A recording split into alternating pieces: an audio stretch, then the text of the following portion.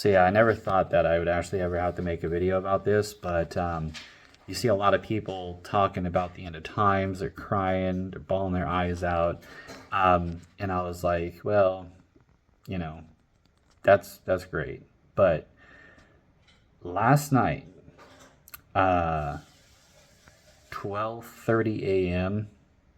last night, March 26th into March 27th. I saw what appeared to be a super realistic dream, almost as if I was looking right out my window. And I saw this house on top of this, it was like a barn house on top of this hill. On the right side of it, you could see horses outside just in chaos, like they were scared or something. And you had this sense that there was a lot of chaos, a lot of panic going on. And as I looked at this barn up on top of this hill, it it started to have fire on the side, on the right side, in my peripheral vision, that I could see it on the right side of this barn house.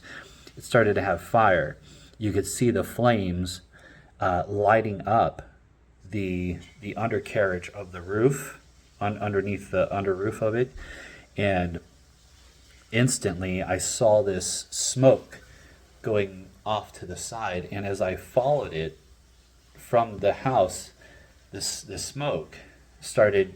It turned in like a real, like a fire smoke, like a black smoke, and then it went darker and darker and darker, and it became really massive until it almost looked like an eruption, like a volcanic eruption, but there was no like, and there was no fire coming from it. It was just this massive black cloud, dark cloud that was manifesting, like it was becoming very big. And as it was moving about this speed right over, and it was just a big line of this big massive cloud that was just moving. And as it comes across, I look off to the side and I see these neighboring houses, and there's these people that are just literally going right up into the cloud. And there's a lot of them, like a lot of people just being beamed up into this cloud. And almost instantly, as soon as I saw that, I said, God, save me. That was the only word I could think of or say at that time. I said, God, save me. Then all of a sudden, I'm in this bright light. I can't see nothing. It's super bright. And I can feel that I might be in a crowd of people. I didn't feel distressed or scared. I felt like I was in a crowd of people. So once I felt that crowd of people, it was like you could feel that you had plenty of time to learn, to develop. You had a sense of being new, like your first day on a job. The distress that I felt from going from Earth to wherever, I actually, it happened so fast I couldn't tell if I was in heaven or if I was still on Earth. But that was my question, was, did I get saved? But I thought that with the bright light, with me surrounded by a bunch of light, around a bunch of people I can't really see, and I'm in the light, I must be saved. So that was the only thing that was running through my mind. And instantly it felt like a car accident, like the distress that would come from a car accident, surviving that car accident, and then thinking about what happened after the car accident. That's how I felt. I was thinking, what just happened? Where am I? What am I doing? But I believe that it was a rapture sign, that God is actually calling us to being caught up into the air, into the sky, when he comes on his cloud. This cloud wasn't a glorious cloud full of brilliant light. It was a dark, judgmental cloud. It was coming with power and force, and it was coming like a wave. And it was just calling people up. People were just like that. And when I was in this bright light, surrounded by this crowd of people, it felt like I had plenty of time to learn, develop. I felt like a baby, but I was still in my body. But I had this sense like I had plenty of time. I had almost eternity to develop and learn about where I'm at, what I can do here, create new skills, do things. And I had this instant knowledge about everything was planned out. Like next week you're doing this, next week you're doing this, next week you're doing this. Like everything was so organized, and I had it all in my mind, and it was instant. And I was like, well, this is going to be pretty cool. But I think it was a sign. And as soon as I woke up, my wife was like, you got to find out what that dream means.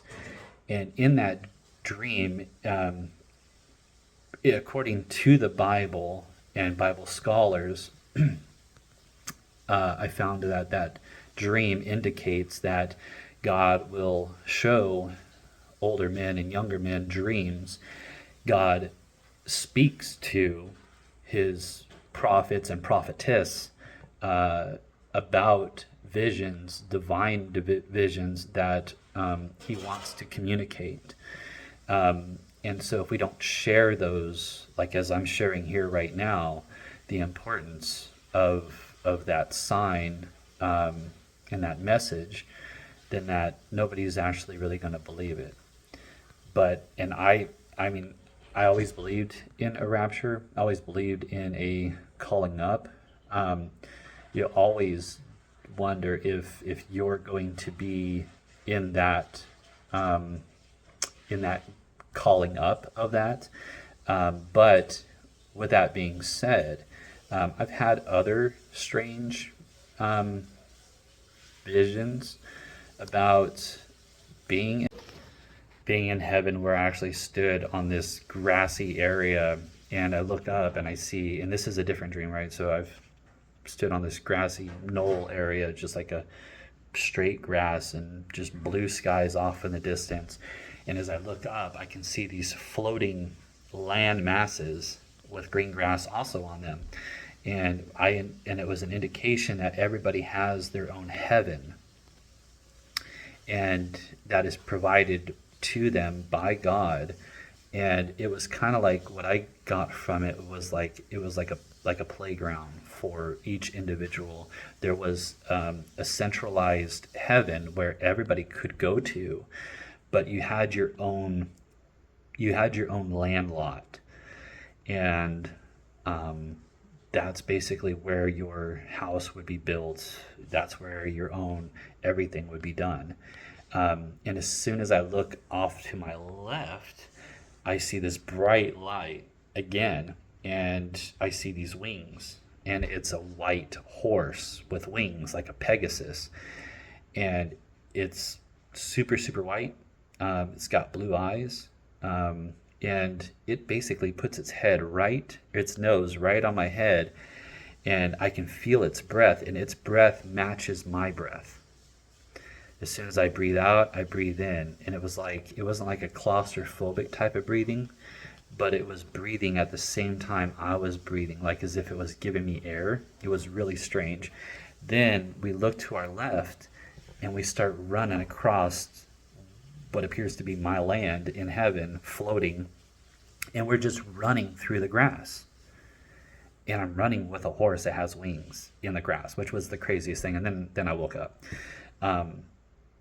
Other time was I had passed away, and in the dream when I passed away, I I had saw my wife and I told her, I said, hey, am I am I gone? Am I past? Am I done?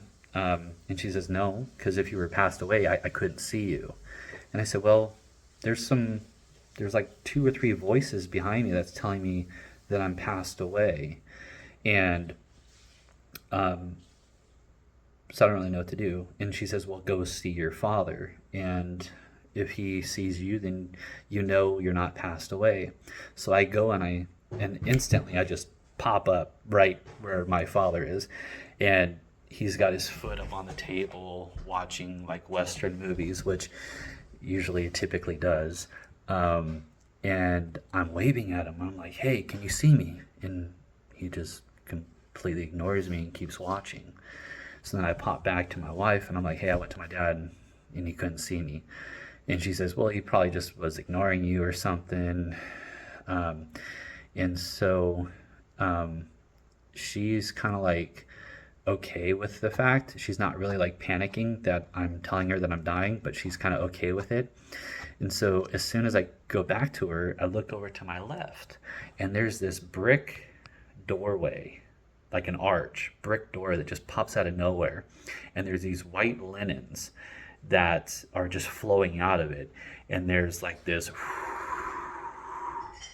And so when I look at that door, I go over, I said, do you see that door over there? She's like, no, I don't see that door.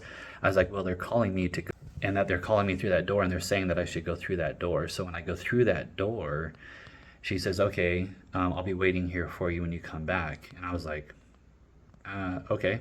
So then I go through the door, and as soon as I go through the door, this bright light hits me again, and it says, I'm sending you back. The boy needs you. Never really knew what the boy was or who the boy is, even up until this time in my life. I still don't know.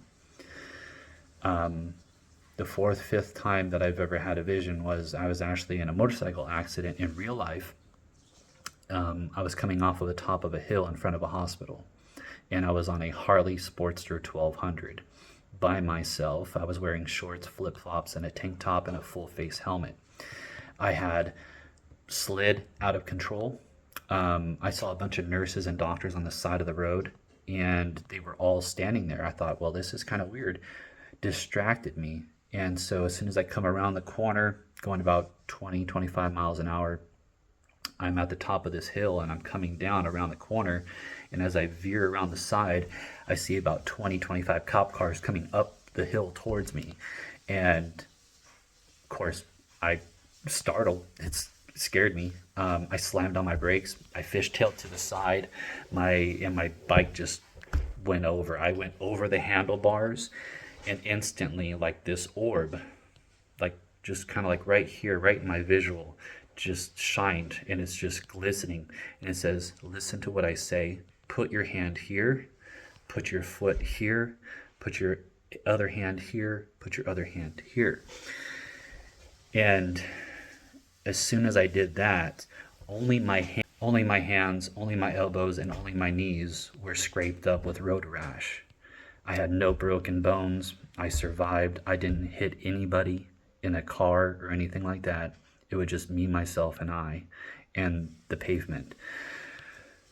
They scraped the rocks out, and I told the police report that there was a bright orb that was telling me where to place my hands, where to place my feet. As I was sliding on the concrete, I slid over 100 feet from the initial accident area downhill on my own skin. And God has always been there. So all I ask is that you take this video, you learn from it, you theorize in your own opinion what this all means to you, and that you turn to God. If you haven't, and you ask for forgiveness, and you repent of your sins, the sins that you know you've done, the sins that you do not know that you've done, because there will be a day where you'll have to answer for the things that you did not know. Do you remember doing this? No, I don't remember doing that. Well, you did. It was all caught on tape, and God's got the tape.